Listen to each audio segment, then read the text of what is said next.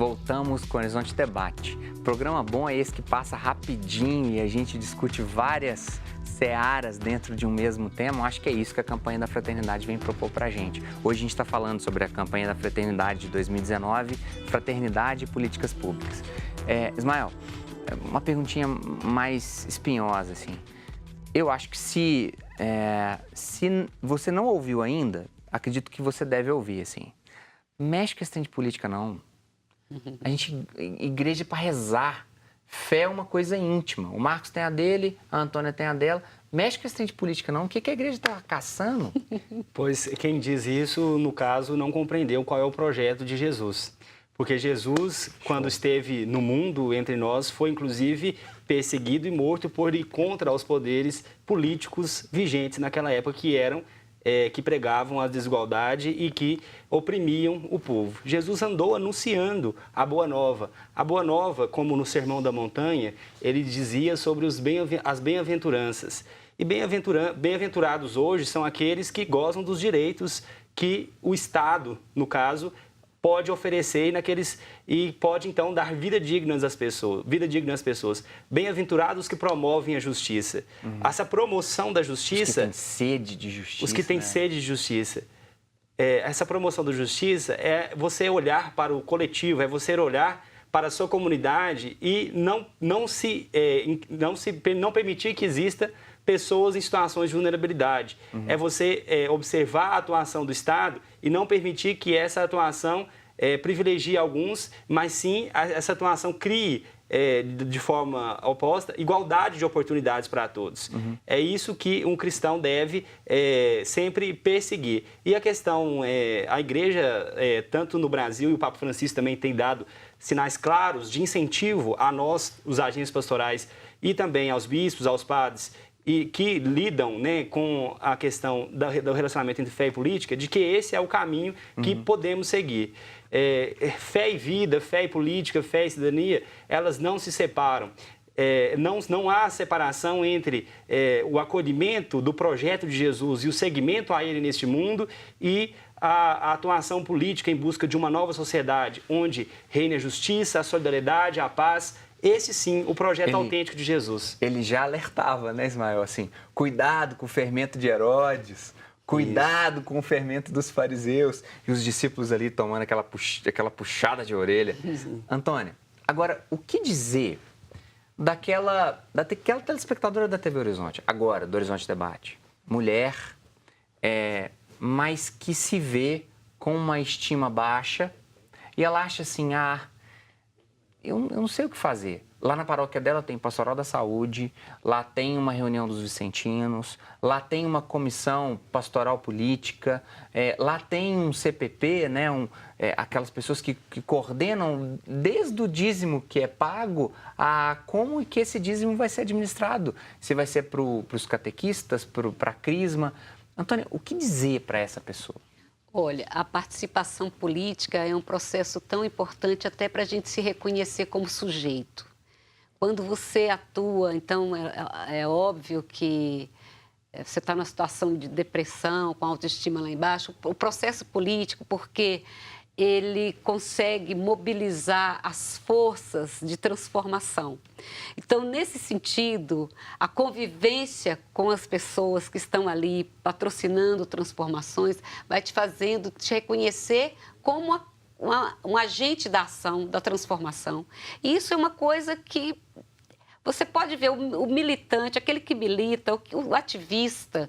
Ele é um sujeito que ele se reconhece na sua plenitude, se reconhece como um ente capaz, como aquele que muda, que transforma. Então, essa coisa da autoestima, você não vê o militante, o ativista com a autoestima lá embaixo. Por quê? Cria um movimento que começa a te mostrar que é a ação que vai transformando, te transforma e transforma o seu entorno. Sabe o que é interessante, Marcos, isso que a Antônia colocou agora? É porque eu falava isso em um programa da TV Horizonte, que é o Manhã da Piedade, com a jornalista Cília Cacheta. Cília, um abraço. Às vezes as pessoas consomem qualquer tipo de bobagem de autoajuda, querendo se encontrar, autocontrole, disciplina e tudo mais. Eu não sou ninguém no mundo. A Antônia acabou de dizer que a gente é sujeito, a gente se encontra sujeito em uma ação política. Depende de como que você dirige, depende de como você cria seus filhos, depende de como você se porta frente à sua comunidade, se você é um sujeito mesquinho, se você é um sujeito egoísta. Sabe aquela história? Eu contava para os nossos convidados, antes de começar, telespectador, do quanto que nós, lá na Pastoral da Saúde, Nossa Senhora do Rosário, nós nos mobilizamos para mandar medicamentos para Brumadinho. E eu confesso, Marcos, que uma pessoa que eu amo muito, na hora que me viu chegando em casa cansado, falou assim, isso é problema da Vale. Como que o movimento social pode ser ainda mais abraçado pela campanha da fraternidade, Marcos? Isso não é problema da Vale, o problema é nosso. Eu acho que você colocou no início do bloco, ao perguntar para o Ismael, né, uma questão importante, que, em tese, as pessoas acreditam que o espaço da religião é um espaço separado do espaço político. A fé, ela é íntima, Isso. não pode. Exato. E o Ismael mostrou que, pela própria história, né, de Cristo e do cristianismo, isso não é verdade. Antônio é a mesma coisa, né? Mostrou como que o ativismo, o militante, ele se encontra naquela causa que de alguma forma ele defende, né? E a partir desse encontro ele consegue transformar a sua própria vida e a vida do entorno. Eu acho que nós estamos num momento relevante, né, para que essa aproximação entre a fé, entre os movimentos de pastoral, né, entre toda essa dedicação ao outro que a gente sabe que a igreja promove, que ela se encontre mais com os movimentos sociais, né, com esses espaços mais institucionalizados de participação. E a campanha da fraternidade, se o resultado dela for promover esse encontro, para mim, ela alcançou o êxito maior que ela poderia alcançar. Eu acho que, então, o ponto de partida a gente está dando, que é fomentar esse tipo de diálogo aqui. Ou seja, é colocar dentro desse estúdio, neste canal, né, pessoas que têm um conhecimento mais especializado sobre política pública, né, e junto com alguém que tem essa vivência da pastoral para dialogar, para trocar ideia, para mostrar que essas coisas estão interconectadas e que elas potencialmente podem, né, seja pelo movimento social, pelo espaço institucionalizado de participação política, seja pelo movimento de pastoral, transformar a realidade que a gente está vivendo. Qual que é o desafio, Ismael, de colocar isso em prática e termos esses objetivos, dizendo que a culpa é da Vale, dos órgãos que não fiscalizaram da melhor forma, mas o problema de tentar resolver ele também é nosso? Acho que o grande desafio mesmo é o acolhimento das pessoas, né, nas paróquias, nas comunidades.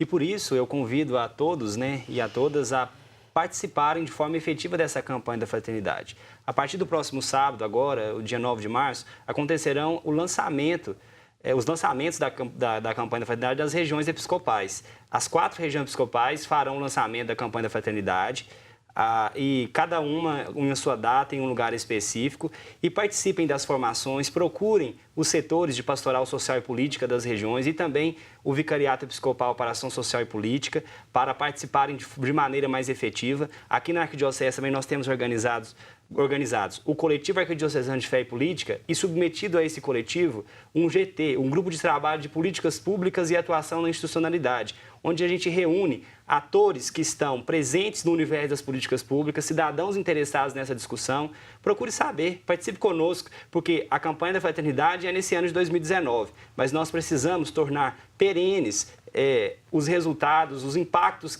de mobilização, de conscientização que essa campanha promover em nossa arquidiocese e em todo o Brasil. Ismael, então, vamos arregaçar as mangas. A pergunta, se fosse para uma comunidade muito agitada socialmente, com trabalho pastoral, seria simples. Mas eu vou perguntar para aquela que o sujeito percebe que não.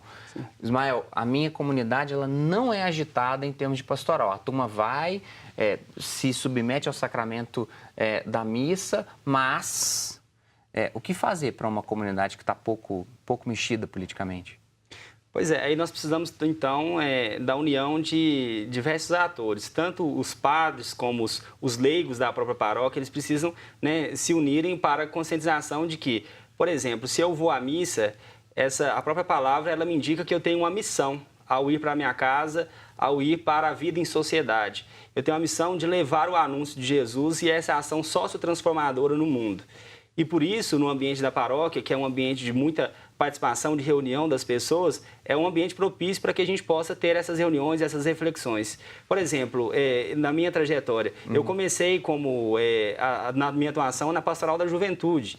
E desde lá, todas essas reflexões sociais e políticas, inclusive, influenciaram a escolha do meu curso de graduação. Eu fiz gestão pública. Então, por isso, pela minha vivência de fé, eu tive essa possibilidade de buscar outros meios de colocar isso efetivo na sociedade. Antônia, só porque a gente fechou, não precisava de mais um programa. Tá. Antônia, Ismael, Marcos, obrigado por terem vindo. Que alegria poder falar para a população de Belo Horizonte, do entorno de Minas, sobre algo tão importante. Pelo direito e a justiça libertados. Povos, nações e tantas raças e culturas, por tua graça, ó Senhor, ressuscitados. Somos em Cristo hoje novas criaturas. Somos em Cristo hoje novas criaturas. É isso que a gente vai cantar como hino da campanha da Fraternidade. O programa de hoje fica por aqui. Eu te espero na semana que vem. Forte abraço. Tchau.